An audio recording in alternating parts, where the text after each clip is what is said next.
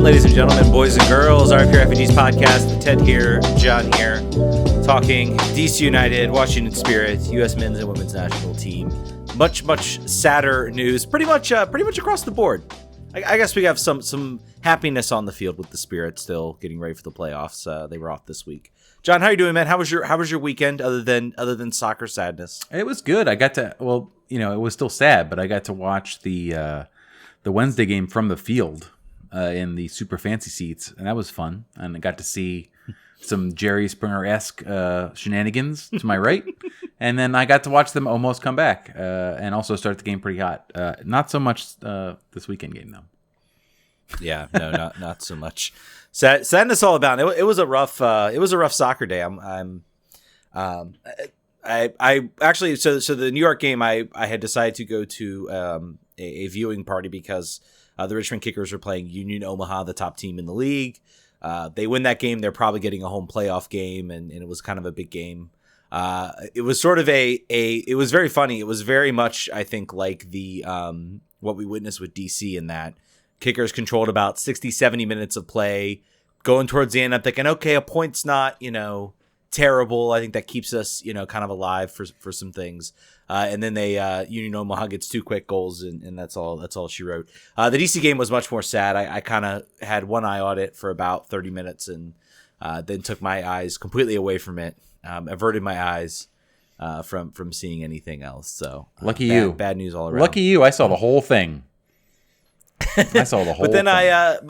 But then the Liverpool, I guess, beat the crap out of Man United, and anytime Man United loses is a good day for me, and Liverpool winning too. So that made up a bit for the weekend for me. So, but yeah, let's jump right into it. Let's talk. Unless anything else you wanted to add. Sorry. No, I mean Chelsea also won by a large margin, but that doesn't excite me as much, and I am not muted on my Twitch. Yeah, so I'm happy for Chelsea also putting the smack down. It was a weekend of ridiculous scorelines. I don't know why, just happened that way, I guess. Yeah, absolutely happened that way. Let's start with the I guess the for DC United the less bad part of DC United, which was Wednesday, 3-2 loss to New England. Probably the most interesting thing to start the week was the lineup choices for both teams. I think we all had kind of speculated, let me say this, man. Bruce Arena is a master of the media, and I do have a sense to wonder if possibly he talks about how. The shield doesn't really matter to me. I'm not really caring about the shield. Oh, it doesn't matter. And Ron here's that quote. Okay, maybe he's going to rest some guys. So I'm going to rest some guys too. I'm going to pull some guys, no Nahar, no Paredes. I'm going to kind of play a reserve lineup. And then Bruce Arena's like, gotcha, sucker. Here's Gustavo Bo, Adam Butska, and Carlos Gill. Go have fun. So I saw that lineup and I was like, ooh boy. But for most of the game, it was pretty much all DC. It was one-way traffic. I believe the expected goals finished with DC above 2 goals, and the New England Revolution with 1. So most of that game was pretty much all DC. What did you see from the field, from the sidelines? Yeah, certainly the first 45 were really all one-way traffic for DC United. The one thing I wanted to really call out was Nigel Roberto was actually really good. Goal aside. Mm-hmm. He played. That was like did he play full 90 here? He did.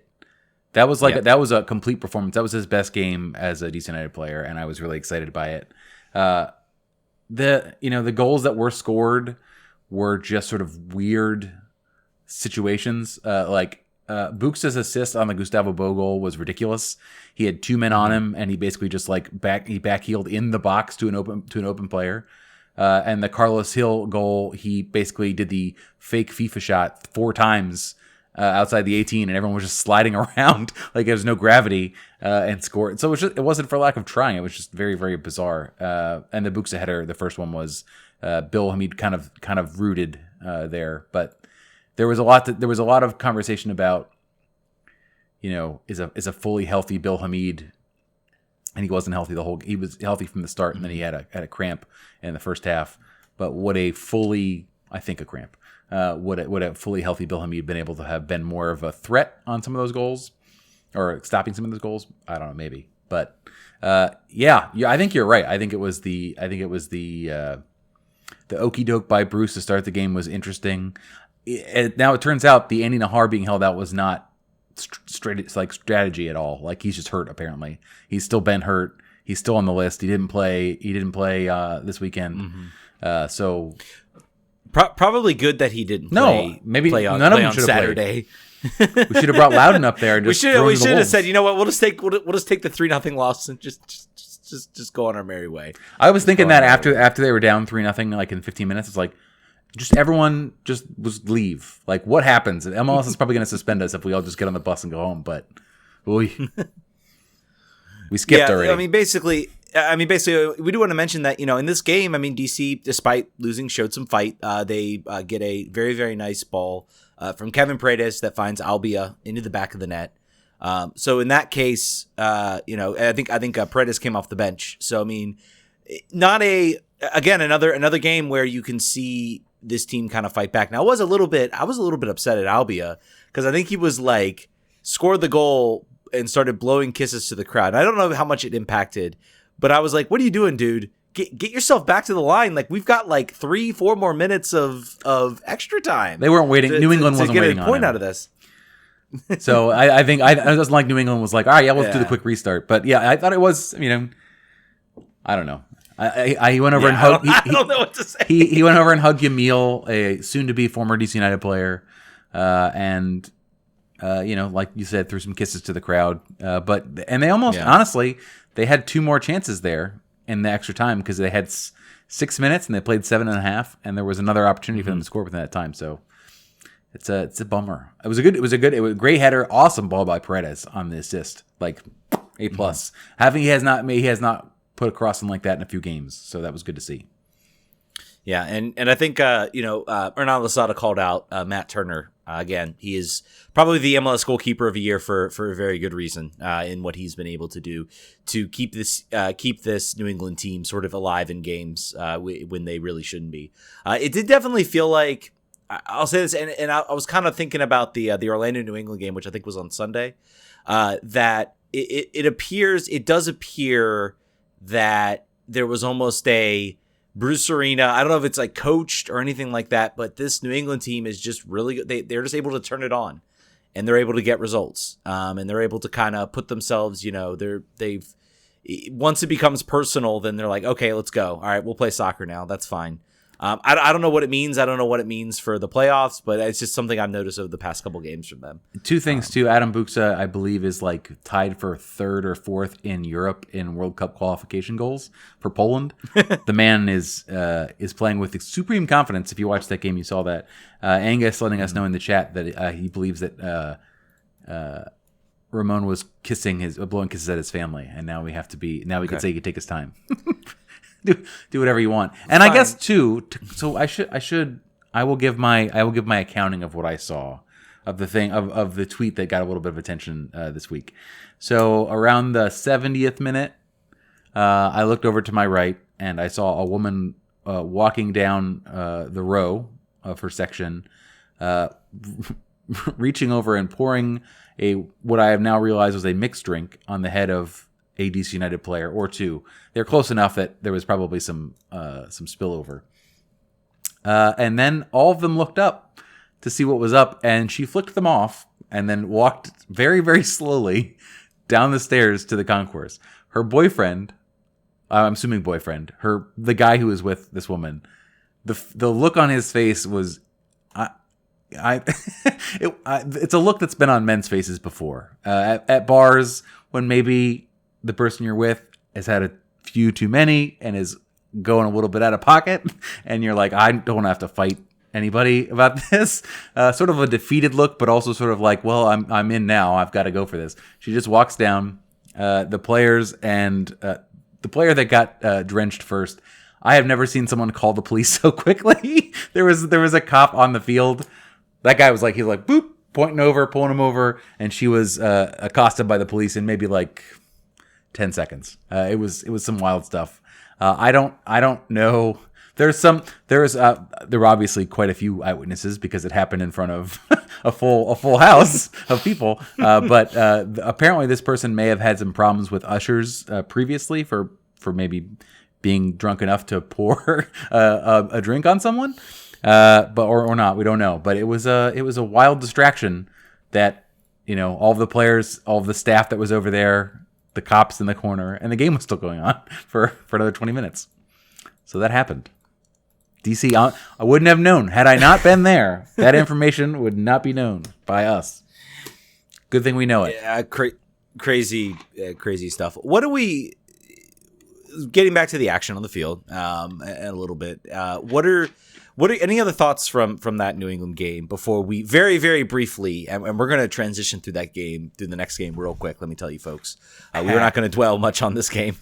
Any other thoughts from that New England game that you want to bring up or anything? It was a loss. It was a loss to the best team in the league, and in a fashion that made you not lose hope. Right? I think you're like, that sucked, but it's New England and they're amazing this year. So that's going to happen to you. You gave them a chance and they took it. But so that, I think that was key. That was sort of like, all right, yeah, but now we've got these games coming up and we're going to crush them. We're going to go up to New York and we're going to get a win because they've been horrible lately. So we should. So therefore I think that was my headspace leaving that game. I was like, all right, not a big deal. Yeah, I mean that was kind of, I guess, shucks, that stinks. New York is New York is big. New York is critical. And it still is, even though I've done some analysis that shows I'll get to it in a minute. But I guess that was my thought too. I thought, again, they played well for 60 minutes. I think both games, the New York City game, for different reasons and for different pieces of evidence, have underscored just how much this team needs to catch up with the rest of the league. There is no more excuses now. You have a new coach. You have a coach that is playing a system that excites fans, and you need to give him the ability to go get players that he wants. DC needs all three DP slots filled. Yes, they need to. They need them all filled. We can make an argument about whether two of those current DPs should remain DP designated players. There have been some arguments. Well, hey, make Paul Arriola a TAM level player, make Edison Flores a TAM level player, and you have those spots open up. Well, we'll see. We'll see what happens in the offseason. We're still, technically alive, and I think if we do what we should, and what we should in the next 3 games, it's not going to be easy. Then they still have a good shot at making the playoffs, and I'll get a little bit technically alive. Is the best kind of alive for sure. Technically, we've got a song, I believe, from a listener here. We got a song coming up from Eric. Eric, go ahead, my friend. The floor is yours. You're going to lead into our next game. Hey guys, rather than talk about the game, I had feelings, so I wrote a song. Awesome. Go ahead. He was having a pretty good season. I thought they might do quite well. These last 3 games have people believing that we're going through hell. No, I don't believe when I know starters to blame or the players that he feels. I know we've been injured for roughly 10,000 games, or at least that's the way it feels. And I say, vamos, vamos united, esta noche tenemos que ganar. I say, vamos, vamos united, esta noche tenemos que ganar. Thanks, guys. Cheers, my friend. Cheers, my friend. Thank you for that. Yeah, all right. That's a first on the show. That is a first song. Eric gets a badge. I don't know if he's a Twitch viewer or what, but he gets a badge for sure for that one. Absolutely. But that brings right into the game. New York City. So we're getting this game, and I think part of the analysis was, well, we're going to Yankee Stadium. We play a very pressing style. Pressing style has done very well against New York City. So a lot of people were like, hey, I think DC could do well. That was not the case. That was not the case. Oh. Game opens up, first minute. I think New York scores a goal. So I think there was very much a kind of a shell shock. Second goal was, let's just say, Hamid whiffs on a clearance. And then Birnbaum stumbles. And that is honestly the only analysis That was the only real analysis. a Gerard level slip there. I've got a little flashbacks, I'm sure, for you for a second. Oh yes, it's okay. We won the Premiership. Those flashbacks get less and less. I understand every year. But yeah, I mean that's really all I have to say about the game. That game was over. At that point, it was over. Mm-hmm. Hernan, rage subbed. Not really rage subbed, but just like, all right, this is done. We'll call it a capitulation. We'll call it man management. We'll call it game state awareness. Yeah, definitely. We got Angus on the line. Wants to talk about the game, so we'll take Angus. It away. We'll talk about it, so we don't have to. Angus, talk about this game. Exactly. take that bullet for us, my friend. It was a game, wasn't it? It was. I had a very rough sports weekend, as I made aware on Twitter. It was a rough weekend for me. I spent the afternoon at the USA All Blacks rugby game, and which I knew was going to be a loss, right? I knew that was coming, and I was just hoping that I'd go home and be able to like cleanse my palate with some excellent soccer on a very small field, which it seems like this team is almost built to play on, considering we shortened Audi Field this year to be to better suit an attacking pressing style. And we've got players on the team in Paredes, in Nahar, in Perez even, who play with a very technical style that is all about beating players on the dribble and handling the ball in tight situations. I mean, Perez literally played on a futsal court, which isn't much bigger than Yankee Stadium. And Dave Johnson made that known in the broadcast. So I hope he's okay, and I hope that he's not another injury that we have to worry about. I know he's just coming back from the broken foot, so there may or may not have been complications with that. But man, oh man, was I not in a very good headspace watching this game 10 minutes in. I was like, really? This again? Like, I don't know what it was. We just seemed flat. And this is the first time I think I've seen a DC United team as flat as they ever were since Ben Olsen, right? And I hate saying this, but I don't think a Ben Olsen team loses 6-0 like that in New York. We at least scored when we got shit housed by New York last year, right? It was like 4-1. Or was it 4-0? But we didn't concede 6. Right. Yeah, that's true. And man, oh man, is it? You see the slipping and sliding people were doing all over that field, and I gotta wonder, did we bring the right cleats? Like what happened?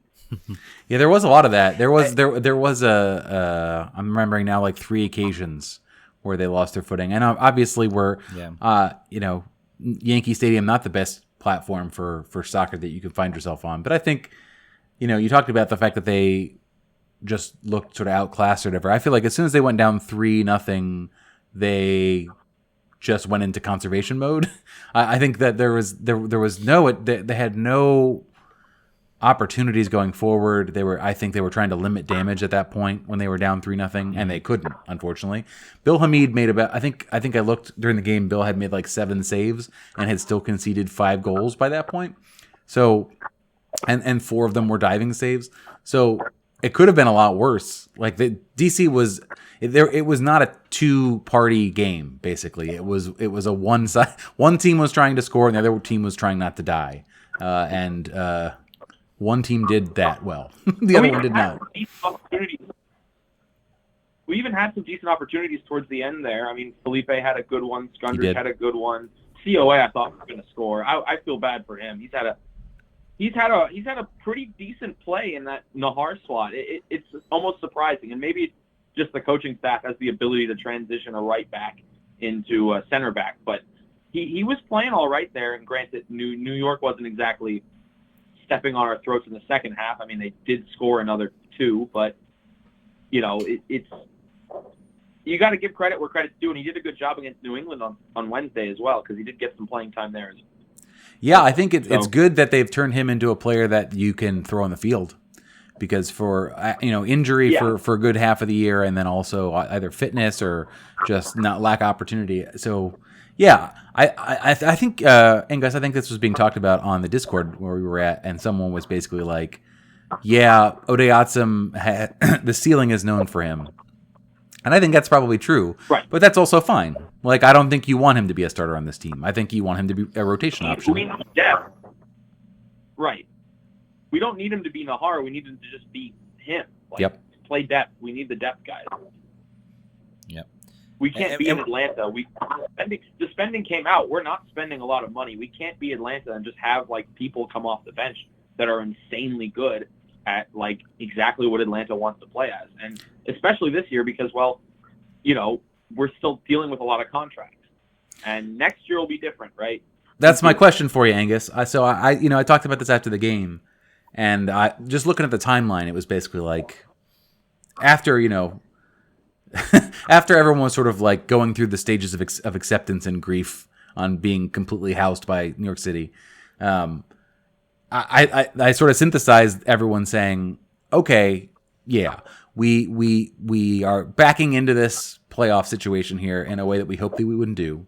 We were a lot more put together a month ago, and now we're sort of just limping in and hope we make it in. And even if we do make it in right now, based on this team, like probably it's not going to be a long time in the playoffs. But Hernan overperformed, I think, with the roster that he has at his disposal. Also including the fact that the players that they are paying the most, which he has alluded to many, many times, are often not available due to injury. The team or national team duty or injury on national team duty.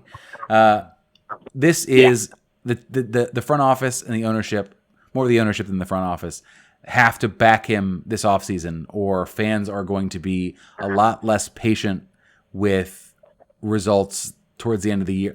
Like this run right now we're going on right now, or just general disappointment, I don't think the fans will be as patient and sympathetic as they are maybe this year. What do you think? You know, I think it depends on who they're voicing their frustration towards, right? Like last year and for many a year before, Ben Olsen was the easy scapegoat. He is literally the definition of a scapegoat in all facets of his soccer career post-player, right? Yep. You look at what he's done over the past decade and almost 15 years, and it's pretty much been like, okay, well, you can blame him pretty easily. The fans have an outlet to blame.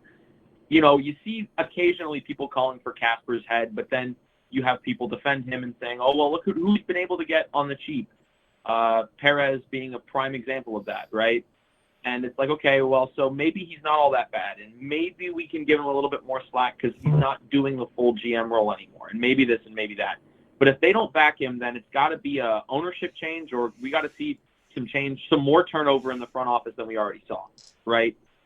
I don't necessarily think Losada has proven that he's a good coach.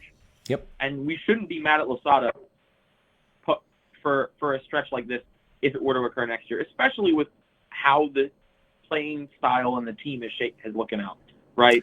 And in theory, next year we won't have as many games as rapidly, and World Cup qualifying, and the Gold Cup, and the Euros, and the Olympics, and the Leagues Cup, which might be a thing, which should have been a thing actually for us this year, but it wasn't because 2020 actually did have a season and we didn't play well in that.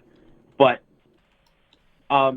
you know, with this condensed of a schedule, and in theory next year is supposed to be not as condensed, I don't see us having a run of games like this, the 5 games in 15 days kind of thing, to close out a season, right? Nobody wants to do that. And it's reminding me a lot of 2019 in that we had Wayne Rooney, we had Lucho Acosta, we had the remnants of 2018 of the Lucharu year, and we're like, okay, we should have a home playoff game.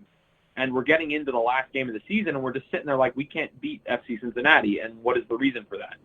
And I don't think this year we can blame Ben Olsen and his coaching, or even Hernan Losada and his coaching. I think this has to come down to personnel management and investment. Like, we missed big on the DP, and one can argue that Paul shouldn't even be a DP. And we still have an open DP slot, right? Even New England, who is one of the lower spending teams in MLS, has 3 DPs, and we don't. So who's making that call, and why can't we bring in a third guy? Yeah. Right? Yep. I think I would say that there is almost no conversation being had about Hernan disappointing right now. I think I am alluding entirely to ownership needing to spend money. And that is A, B, and C of the problem. I don't, you mentioned Perez and a guy being found on the cheap. Awesome, fine on the cheap. Should not be a starter for your team. Great depth. That's fine. Spend the money on the 11, right? Those should be players number 14 maybe on the depth chart. Like, they're not even your top 3 coming off the bench. Your cheap guys like the Nahar, like the Perez, and Nahar's a weird example, right? Because we knew what he was. We knew what he was before he left, and we were just hoping we could get a little bit of that, right? We weren't expecting what we were going to get from him, although I'm sure that they had some idea, right? Sorry, I don't mean to interrupt, but I mean, a testament, I think Perez is almost, I think if you look at the totality of who they brought in, it wasn't much, but most, if not all of it, is hit. Nahar's been a massive hit. Brendan Heinzike picked up an unfortunate injury, but for the most part has been a hit. I mean, he is this defense absolutely struggled there for a little bit without him in there. Nigel's getting there. Nigel had 75% of a season where he was a non-factor, but I agree. I think he's made an impact. He's made an impact. All said, you're absolutely right. Impact. So therefore, they were able to make a impact on the roster with a $1 million signing, a free transfer from Andy or a free agent pickup, and a loan deal from Belgium. That's basically what they were able to do, and all those players hit. So now do that again, but get 5x the money that you're willing to spend, and then aim a little bit higher, and then do it again. Absolutely. And the good thing is that's what we brought Rushton in to do, right? Like that's the whole reason why Lucy Rushton is now our general manager. Like she's supposed to bring that Atlanta United type player in. And what are Atlanta United type players? They're heavily spending. They're all heavy cash money. Like they invest money in their guys, right? Yep. And so if Lucy is given the tools to find the players that she was able to find for Atlanta, then we should hit on our DPs from now on. I mean, you look at the designated players DC United has had in the designated player era, and people were talking about this a couple weeks ago, but we've really only hit on like maybe one or maybe two, And you could even debate that Rooney wasn't even really a DP hit. Like if that's a debate, we haven't done a great job with our designated players. And the fact that we only have two, and really it's 1.5 because Paul is a very easy buy down this offseason. And I think we should buy him down this offseason. Who knows what'll happen this offseason. We could have 3 new designated players next year. We could have no new designated players next year, and I would be equally as not surprised. Yeah, I really don't know. I like to think that this team is at the very least turning over a new leaf. I'll be curious to see what they do with Edison Flores. I'll be curious to see what direction this team sides. It's looking very different. It's looking very different than I'd say it did about a month ago. About a month ago, I'm thinking, maybe we just need a couple new pieces. Now I'm like, maybe we need a lot more. Angus, thanks so much for calling in, man. Really appreciate it. Always a pleasure to talk to you. Eric did a fantastic job with that. Angus, get working on your next trivia game. We always love that. Yeah, I'll bring that with me next time. Thank you. Very good. All right, guys. Take care. So let's run down the DP list. I think that's a fun little trip down memory lane. I have it right in front of me. Well, go ahead. Well, first thing, I did want to respond a little bit about the New York game. I don't count. I don't look at this game as like a 6-0 loss. I look at it as a 3-0 loss with the other 3 goals not really mattering. Right. You wake up in the morning and you slip in the shower, you bruise your eye, you go make your breakfast, you have your coffee, you spill your coffee. What happens the rest of the day? You might have some good things happen the rest of the day, but the day is mostly bad at that point. That's kind of what happened in this game. DC slipped and fell flat on their face, and then trying to get up from that is very difficult. It wasn't just the nature of the fact they were down 3-0 inside 10-15 minutes. It was the way in which that they gave up those goals. Yes, I think clown show. It was just everyone horrible. Clown show. All right. Last thing I want to say, but yes, list of DPs. Yeah. All right. So let's run through the list here. Luciano Emilio, I think absolutely a hit. He's what? Yeah, Golden Boot winner, man. Golden Boot winner. He faded, of course, but I think if you look at his time, it's a sliding scale, right? Here, what is Lucho? What has Lucho done? What is Lucho doing for FC Cincinnati right now? I'm sorry, Luciano Emilio. Oh, sorry. I was totally in another different realm. Yeah. Luciano Emilio, absolutely. 2011 and 10. Golden Boot. 2011 and 10 in 3 full seasons. Yeah. So absolutely 100%. Again, I'm gonna maybe pause and say I think we need to kind of go post. Luciano Emilio is fine to bring up. totally 100%. He would be a TAM level player in today's MLS. Not after that first be a season. designated I think he would have renegotiated his contract after. Maybe. But I mean, in reality of his salary and what MLS was and what it is now, I mean, I think he would have been a TAM level. I love Lucho, but next one, Marcelo Gallardo. That's a F minus. That's the very, very bad. Next, Branko Boskovic, a player I have deep love and affection for. D minus, but yeah, B minus is fine. Like he was D. I'm saying D minus. He was not. I feel like he was given very few opportunities, and when he was starting to get cooking, he tore his ACL.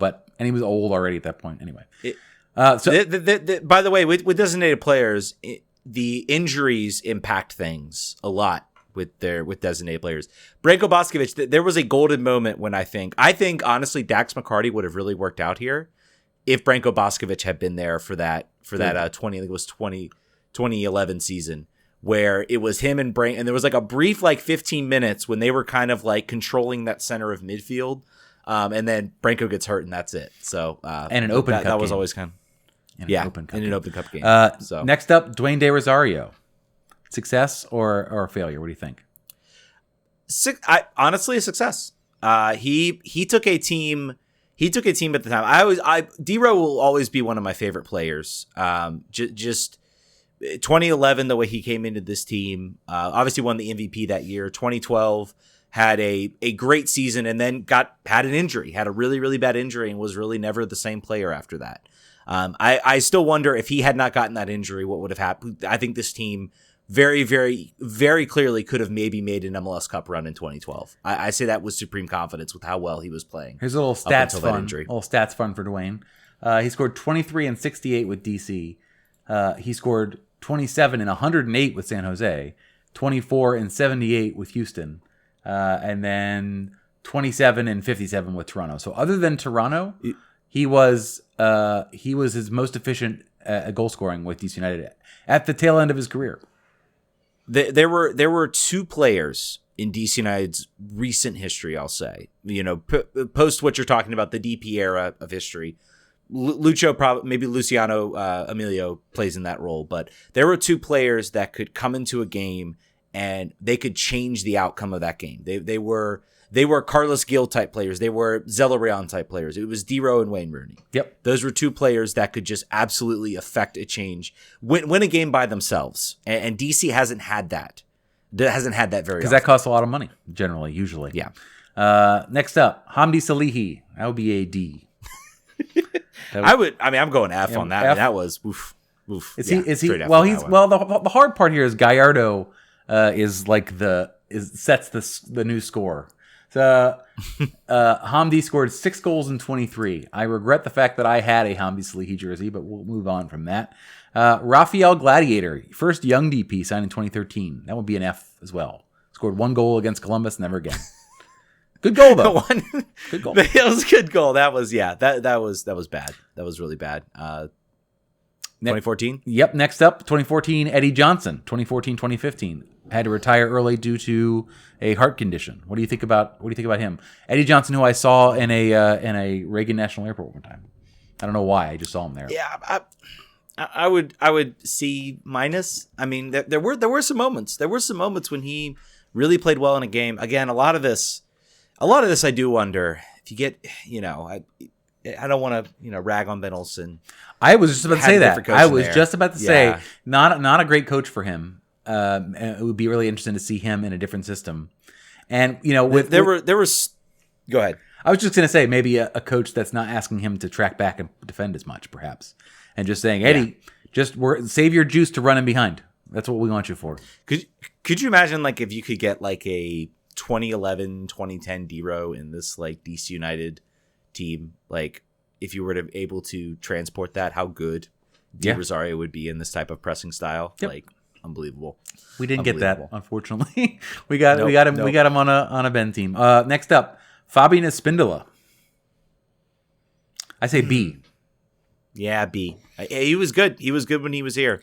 He did a lot of things. He loses points for punching that goalie in the head. Yeah. And being a little on the bit field crazy. though. On the field, good. On the field, 20 goals and 59 for him, which is a great strike rate. He was he was a dude who would just get mad and then just kind of like, he would somehow score goals. Like it was that type of energy from him. And then the rest here are players we know: Paul, 2017; Wayne Rooney, 2018. Paul, let's grade Paul. On the whole, here he's now been here for 5 years, which seems insane to me, but is in fact true. That is crazy. That's crazy. What do we think? Oh man, grading Paul. It's hard to know because what expectations were, I guess, for Paul Arriola when he came in. Not super high. He was a player. He was a fringe player on the national team, coming from Tijuana, where he was not an everyday starter. No, not really. He wasn't a fringe player on the national team. He's a fringe player now, but at the time he came in, I mean, he started in the infamous Trinidad and Tobago game. He started through multiple games in World Cup qualifying. In a crucial World Cup qualifier the U.S. needed to win. They didn't win it. He was on the field.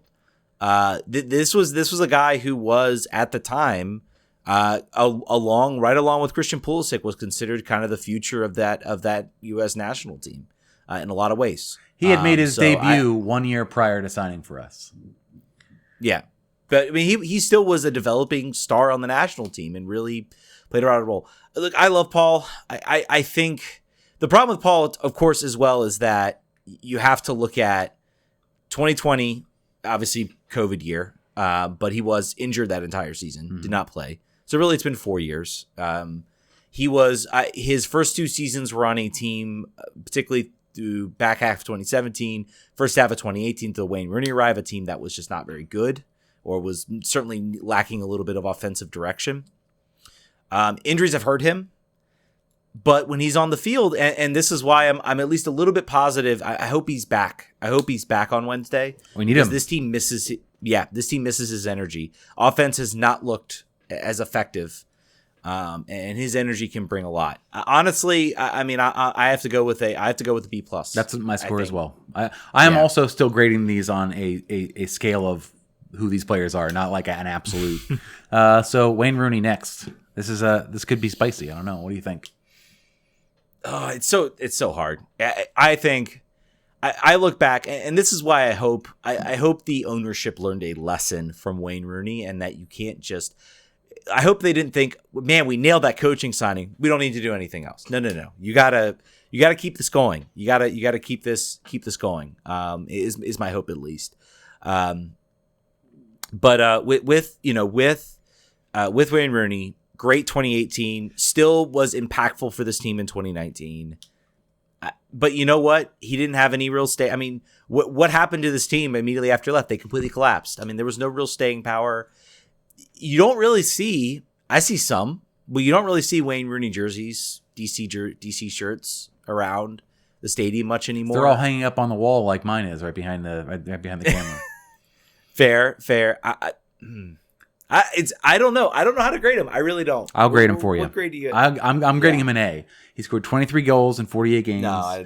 You talked about how the team fell apart when he left, or after he left, the team had no juice left anymore. That tells you the level of impact. He was signed as a player to make a difference at the box office. He did, but then also he managed to still be a guy who could score a goal every other game. And that is including 2019, where the back half of his season, he was going through some sort of personal problems that we don't necessarily know for sure. He was already checked out, half wanting to leave, and then was able to do so without having to actually be transferred out, and we were not able to receive any goods or services for his departure. And if you're comparing him to other designated players that we're looking at here, I cannot imagine a player who, in the short time he was here, had a bigger impact. Dwayne De Rosario would be the only one that you could really hold up.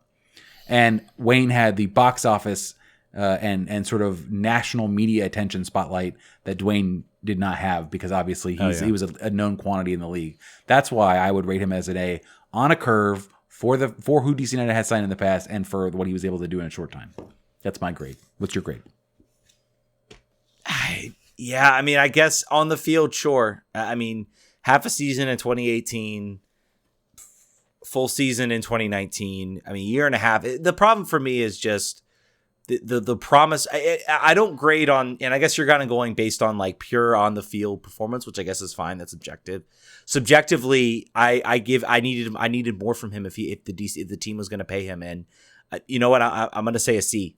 Really just based on the fact of he had a great season. Back half of 2018 was transformative in a lot of ways. We finished fourth.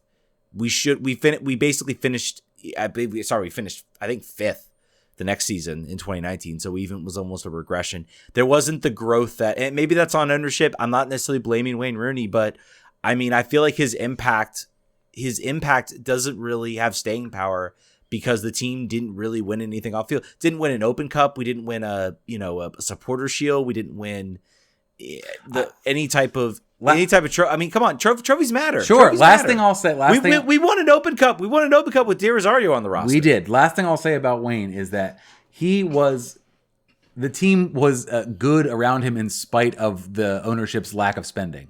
I feel like the fact that he pulled him out and the whole table fell down. So obviously that he was bringing something to the table that I don't think they were even expecting. So I also will say if you look at the duration of all of the DPs here, year and a half puts him in the top third of how long our DPs stay. Usually they're even gone faster than he was, which is somewhat unbelievable, but which I think makes my grade more justifiable. Lucas Rodriguez, TT, is listed as was he a DP or a young DP in 2019? He was either, I think he might have been a young DP. He might the young DP or he was a TAM level player. He gets a C from me. What do you think? Yeah, I see he's fair. Okay, just I wish we had gotten to see more of him. But I think it underscores what I hope happens this time around. And one of the bigger frustrations is people like TT Rodriguez. I think fans would have wanted him back and they wanted to see more. The team was just unwilling to make those types of moves to really open the purse check. They always feel like every year we had a player who was really good. Yamil Assad, great 2018, should have been purchased right out. Maybe we're talking differently about him if there wasn't that half a season where he was basically, not really playing in South America. Or maybe they were right and then they doubted themselves and made a boo-boo. maybe that's the thing. TT is playing very well in a league better than ours. He's got his average foot mob is a 7.2 for Tijuana. So I think he's a player that where he's gone since proves that it was a investment that the team should have made. Absolutely. I think that's and this is a policy. I mean, this team has been on the cheap, even with designated players. There is a reason there is a reason their designated players have not hit is because they have been sort of unwilling to really swing for the fences. Even their big money signings are nothing really in comparison to a lot of other teams. So I hope Lucy Rushton brings maybe a fresh set of eyes. Maybe, they've been big on data analytics. I'm hopeful that can maybe get them some big level players that they can really start to make a difference. We'll have to see. This is going to be probably the most, I feel like I say that every year, but this really, really does feel like a crucial offseason for this team to show that they're serious. And I have to say, I wonder, if the team doesn't come through, how much longer is Losada going to hold this out? Yeah. Will he finish out his contract?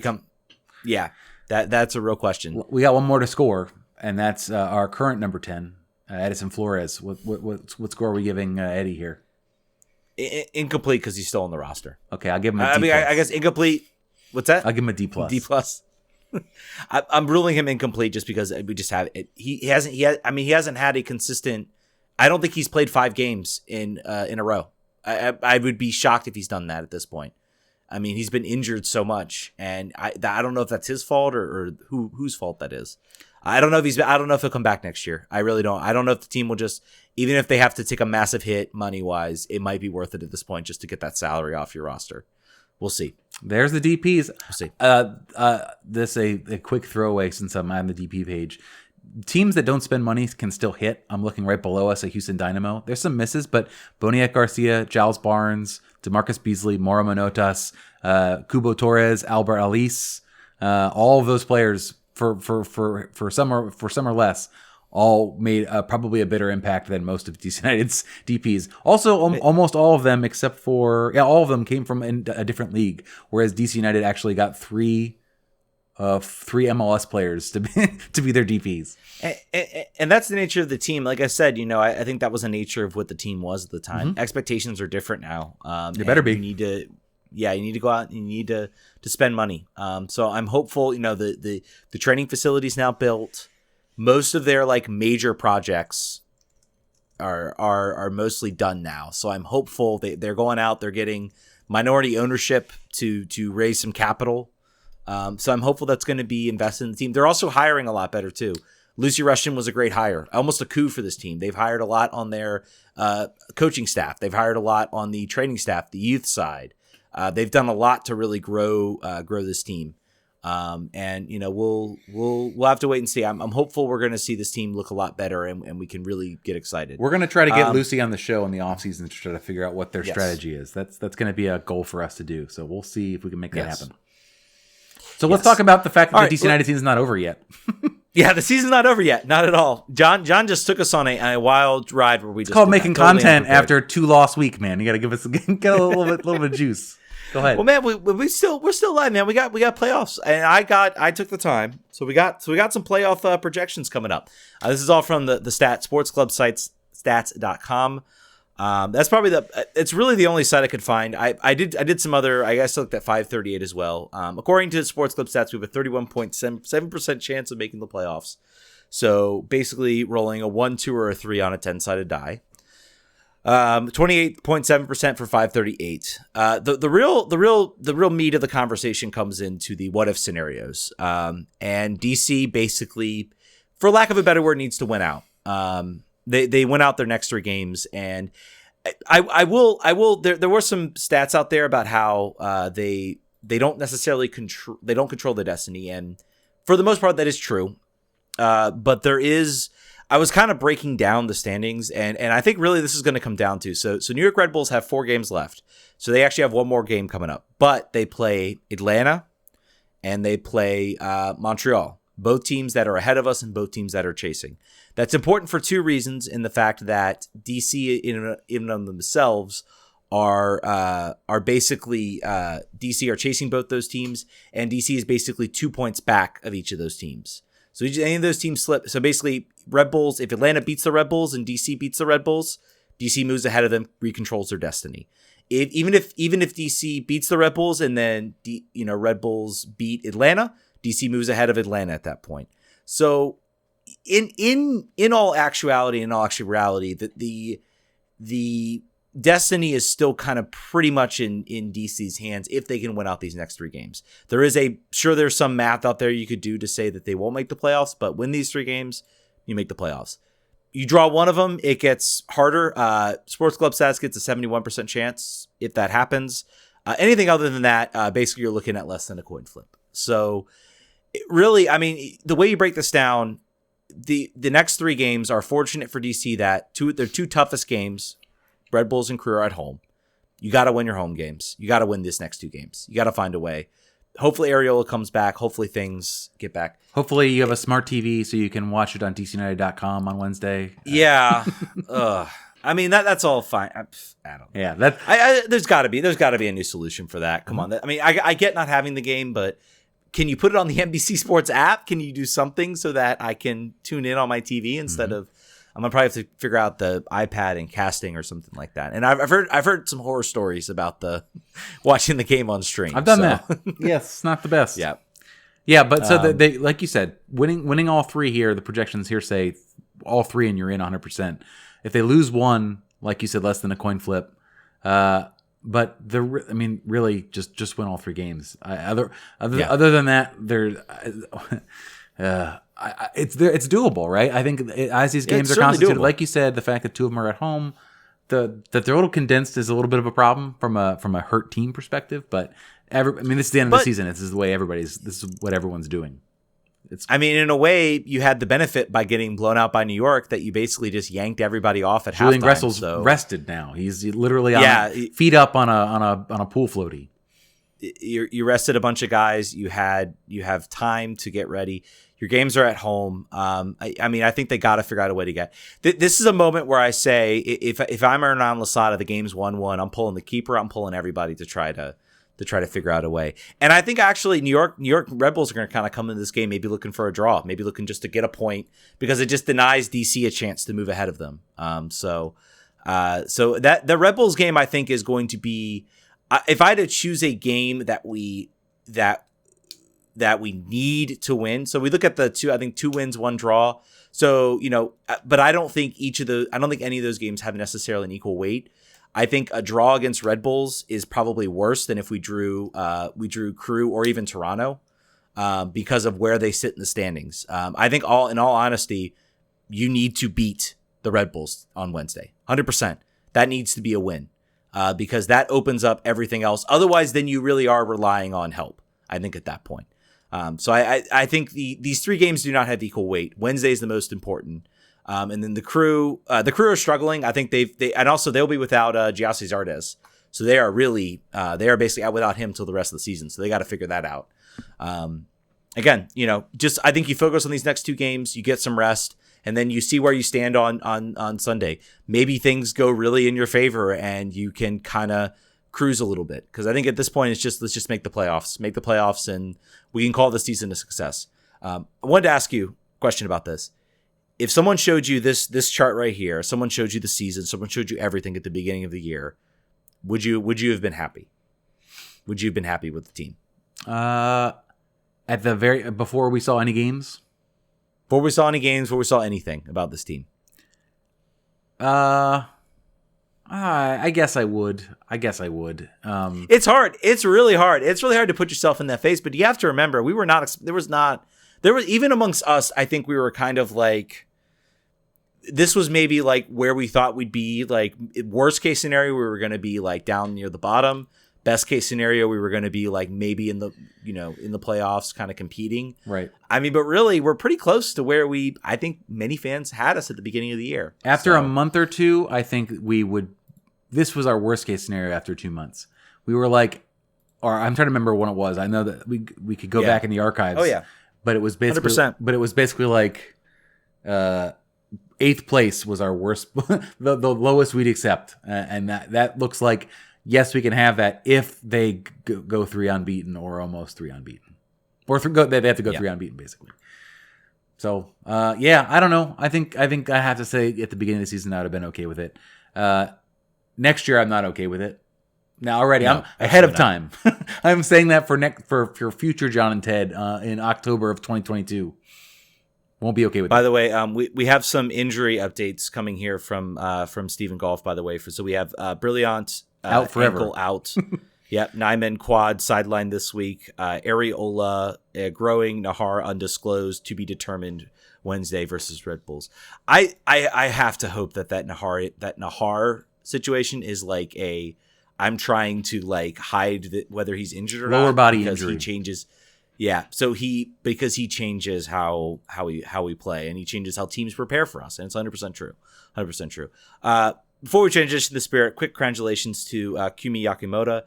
They apparently proposed to I'm assuming girlfriend, and she said yes, apparently so. And I could see Paige Nielsen sitting in there on the field too. Very cool. On the field too, which is really cool. Which is really cool for them.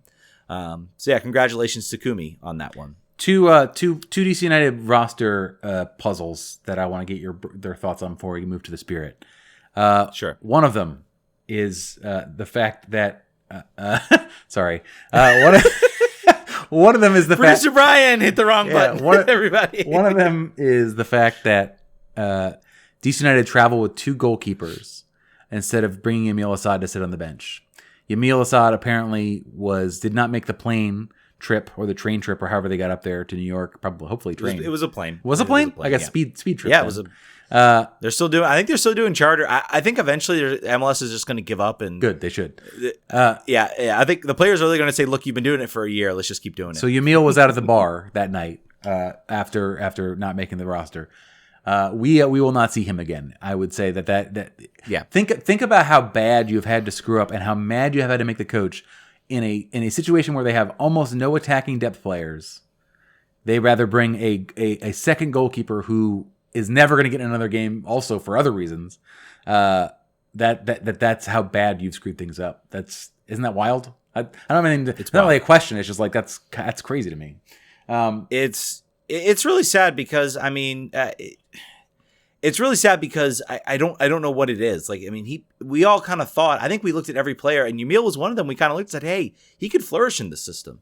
He played really well. I mean, I think it was it wasn't a full press, but it was a similar kind of pressing style that Tata Martino played in Atlanta. Basically, we thought, hey, here that's coming into DC. This could be a real boon for him.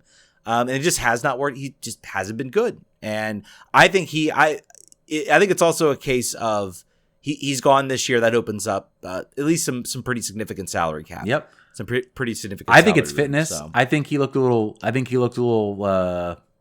puffy when he was running on the sidelines before. After, also, it was kind of strange. I had not seen this before. Yamil, Fred Briant, and one other player, Griffin, were running wind sprints during the game instead of after the game. Usually, unused subs will run after the game. They were running on the end line in like 75th minute on in the New England game. I was like, that's unusual. Not seen that very often. And then the other thing was Bill Hamid clearly playing injured in a situation where if he hurts it worse, we are really up S Creek without a paddle. What does that tell you about the depth that they have signed in backup and the fact that we're going to have 2 other new goalkeepers next year for sure? Yep. I think that was we have talked all this season. That to me was interesting because I was like, well, I mean, I sort of trusted and what I'd seen from Hernan Losada and how he treats injuries, and that if you're not 100%, you're not going to play. Absolutely right. This was, and I wondered. I think I speculated. I'm like, yeah, he's doing it at the beginning of the year. What happens what happens towards the end of the season? I think we found our answer. He's willing to say, you know what, Bill, you're our best shot to stay alive in this playoff race, and the margin is razor thin as far as I'm concerned. So you're going to stay. I know you're not 100%, but you're going to stay. When he was walking off at halftime, and he gave a high five to Thornton on the way in, he was. I think I saw him make a thumbs down. He was limping off, like he looked like a guy who was not able to play. So clearly, like you said, they must have got him on the training table, and they're like, "Listen, man, you've seen these other games. I will take a one-legged you over a two-legged John Kempen." But that's just damning. I think that's really. I don't know. Yeah. We don't get to watch the training sessions. We've gotten to see enough game tape now on John Kempen, but I don't know what happened to Chris Seitz, where he's not even considered to be a physical option in that situation. So clearly, that's 2 new players coming in. We'll see who that's going to be, but for sure, someone Angus asking if Jay Forda has his green card. He's looked pretty poor for Loudoun as well. So yeah. I think he and John Kempen may be comparable or Kempen probably much better actually. There may be a few young players. I mean, I think Ted Pietro, I'll be curious to see what kind of looks he gets. I think he's been the one player who I think has played semi-decently for Loudoun. But basically, we're talking great. Young players. He's played. Yeah, I think he's had 25 starts this season. Mm-hmm. Health was his concern. Previously, Ryan Martin made like sort of a cryptic statement about the players who were playing for Loudoun you might be seeing for DC United soon. And I don't know if that was just because they're going to be an MLS 2-side soon. But yeah, there's probably 2 or 3 players there that you're looking for to see if they can make a step up. We got Open Cup next year. There's more opportunities for teams to play younger players. Absolutely. Giovanni Boulvar as well, I think he's looked pretty solid as well. He has not played the last couple games. I'm wondering if he's injured or if he's got a loan situation. So we'll see there. So let's talk Spirit here. A little bit of news broke right before we went on the air. A story once again. The Athletic continues to be the bane of Steve Baldwin's existence by scooping everyone all the time and lighting him up. DC United and the Spirit are having a bit of a open disagreement about where the Spirit are training. The Spirit apparently trained for 1 or 2 days at the new complex in Loudoun until there was a disagreement about what that means for the rest of the season and signing a long-term contract. They're now playing at a high school in Alexandria. This is a team that is playoff bound in the NWSL.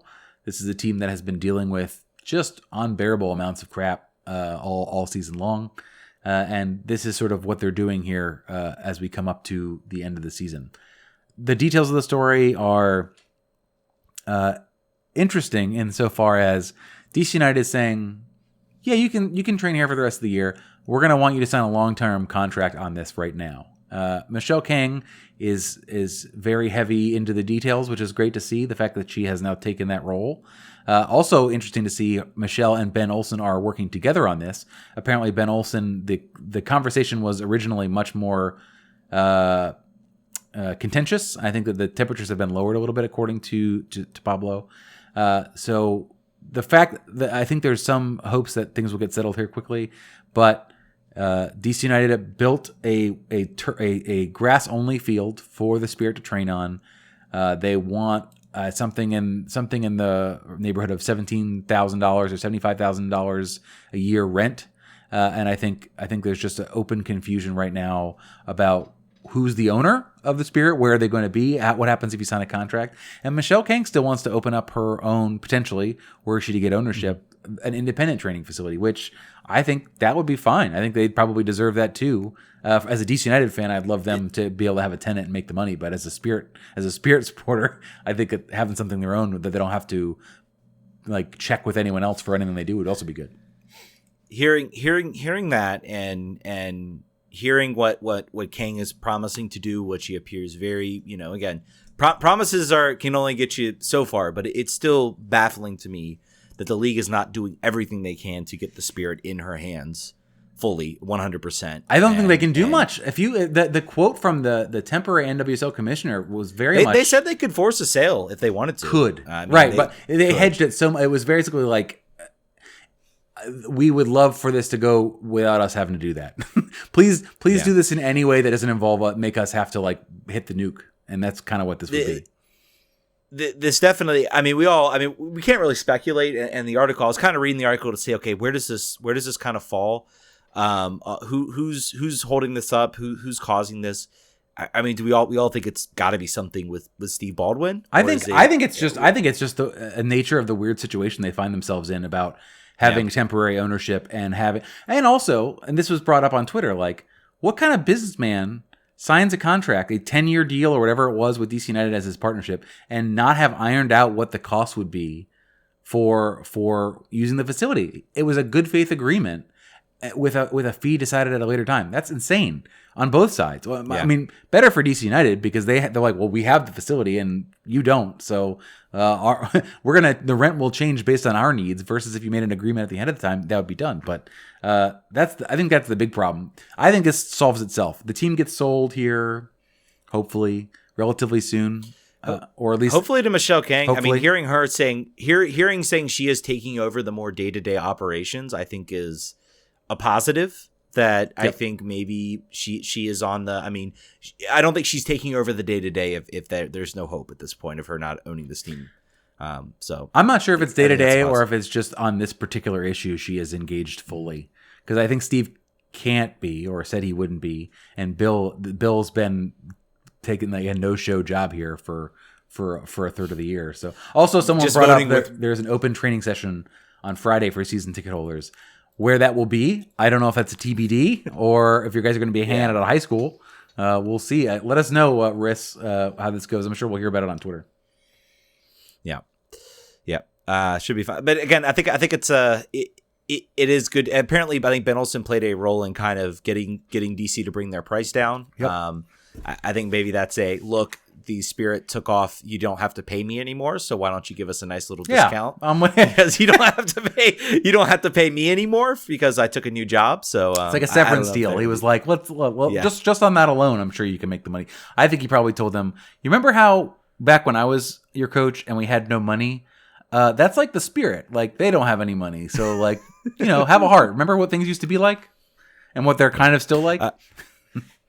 Pablo does drop that he does think that this will get worked out, that apparently, this may be been a little contentious. Gut feeling is that this gets worked amicably in conversations with people with familiar sides. Folks seem pretty reasonable. I bet it gets done tomorrow after the story came out. That's my bet. Yeah, that would be if I were a betting man, that would be a good bet. And actually I do bet. And you shouldn't be a bettor because the Wizards are right now disappointing me. Says it's you, John, man. Just don't bet on. You best not bet on any more DC games. I better not see any. I bet draw. I bet draw against New England too. Last week, and when they were tied for a short second, I was like, I'm a genius. I'm so smart. I wasn't. Okay, and the Spirit, of course, play. I think they play Sunday. Saturday, right? Sunday, The yeah. 31st. So they play Sunday to wrap out their season. The good news is from a perspective of if they do host a playoff game, Stephen Goff has said they will be playing at Audi Field. So that is a very, very good thing for the team, I think, coming up. And a win, and they get a home game. And good for media people who are credentialed to cover that. They don't have to sit outside under a tent if it's at Segra. Yeah. Yeah. Well, I mean, now I think it might have been. Well, I think it definitely did just happen to work out that they need the date. I think that'll be a game to highlight for people if you can make it out there. I think will be sometime November 5th or 6th if I'm not mistaken. Probably around that time. So definitely good to see that game will be at Audi Field should they host a playoff game, and they stand a pretty good chance of doing that. A lot of things kind of have to go their way, but I would say they have a good chance of getting a home playoff game. Got to win against the Houston Dash. Gotham FC, by the way, Drew, they're the team to watch right now for as far as standings go for them. They play Racing Louisville at home on Thursday, and then Sunday against Racing Louisville. I don't know, man. FC Kansas City also bottom of the table, and that was 1-1. So I don't know, man. Crazier things have happened. Just like any of the teams in the playoffs right now. Don't look at the rest of the teams. I picked out Red Bulls because they actually have the toughest schedule. Everybody else has cupcakes. Great, cool. Atlanta has the Red Bulls and then cupcakes. Montreal has the Red Bulls and then cupcakes. And New York City also has FC has cupcakes as well as far as games go. So definitely don't look at the rest of the games. I'm honestly ready a little bit for the offseason. I think it's going to be exciting. I think there's been a lot of change, and for a DC United podcast, that is the best we can ask for. And then also even just thinking about our release schedule in an off-season setting. Just thinking about that sort of fondly. Well, I do want this team to make the playoffs. Yes. I'm not losing out hope that they can do that. I think making the playoffs would be good. I think it would be a symbol, and I think it would give Hernan some leverage if he can manage this. This is probably the toughest part of his tenure right now. Yep. To try to get this team remotivated, after refocused. Getting shellacked in a not quite must win, but kind of wanted to win game. Yeah, I think this is back's against it right here. This will be a good moment for him. Yeah, absolutely. So it'll be fun to see on Wednesday. Guys, thank you so much for listening. Again, twitch.tv/RFK Refugees. Give us that free sub with Amazon. Thank you. Give us that free sub with Amazon. Do it. Also, if you don't want to do the free sub on Amazon, we still have our Patreon page, still open, patreon.com/RFK. If you're already giving on that, that's great. We appreciate it. I think that's going to do it, guys. We'll catch you guys next Monday. Vamos.